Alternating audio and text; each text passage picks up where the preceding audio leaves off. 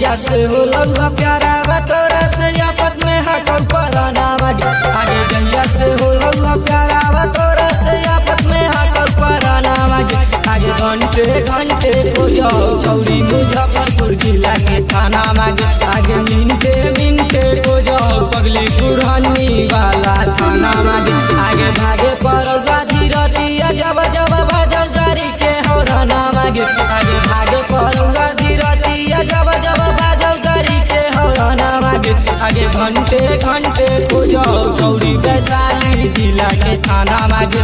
आगे मिनटे मिनटे को जाओ पगली तुरकी वाला थाना मांगे।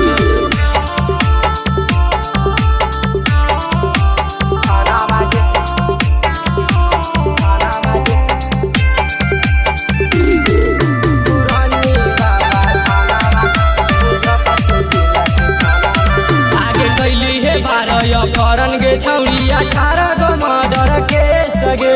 लालो घरवा छोड़ी के भागे पर तैदी दे सगे। आगे कैली है 12 करन गे छौरी 18 गो मर्डर के सगे। लालो घरवा छोड़ी के भागे पर तैदी दे सगे। आगे जादे दिन के सुने गे छौरी नाम में हमारा मांगे। आगे जादे दिन के सुने गे छौरी हमें में हमारा मांगे। आगे घंटे घंटे को जाओ पगली हाजीपुर वाला थाना मांगे। आगे घंटे घंटे को जाओ पगली भगवानपुर वाला थाना मांगे।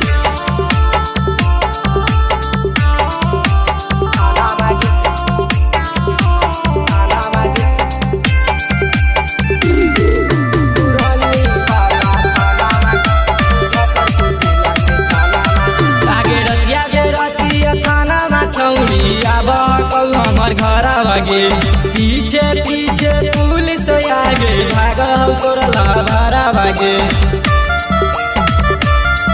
आगे रतिया दे रातिया थाना ना छौरी हमार घर आगे पीछे पीछे पुलिस आगे भागल तोरा भरा भागे।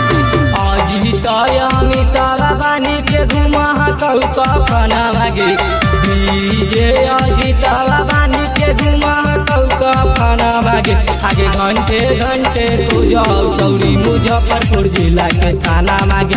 आगे मिनटे मिनटे को जाओ पगली पटना वाला थाना मांगे।